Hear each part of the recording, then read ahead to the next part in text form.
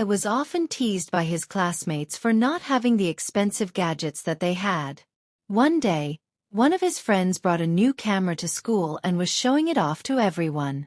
Ali became upset seeing this. When he went back home after school, his parents showed him a set of building blocks they had brought for him. Ali became so furious seeing an ordinary educational toy that he started to yell and throw tantrums. He felt upset that his parents never bought any expensive gadget for him. He then went to his room and started crying and asking God why he never got what he wanted. After some time, Ali fell asleep and saw a dream. He saw himself in an untidy old house which had just one room and no furniture. His clothes were all shabby and the house had no facilities. It was almost empty. The room in which he was present was stinking. Ali then walked out of this house and saw another house.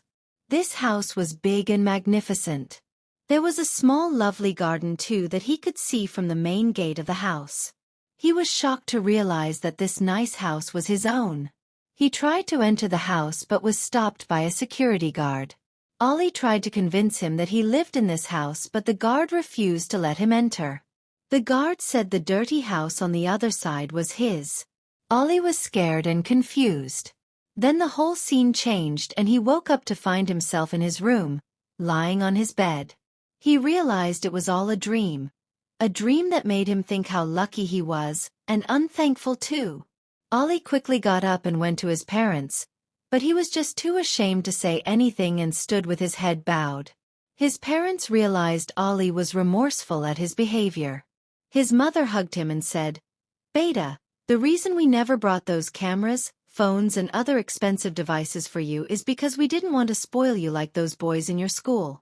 If you look around you will realize that there are so many people in the world who don't even have enough to eat each day, let alone luxuries like toys. Moreover, having costly things does not make a person more worthy than those who don't own expensive things. It is your character and behavior that determine your worth as a human being. Anyone with enough money can buy an expensive gadget but no one can buy a good personality trait, or make others like you with money."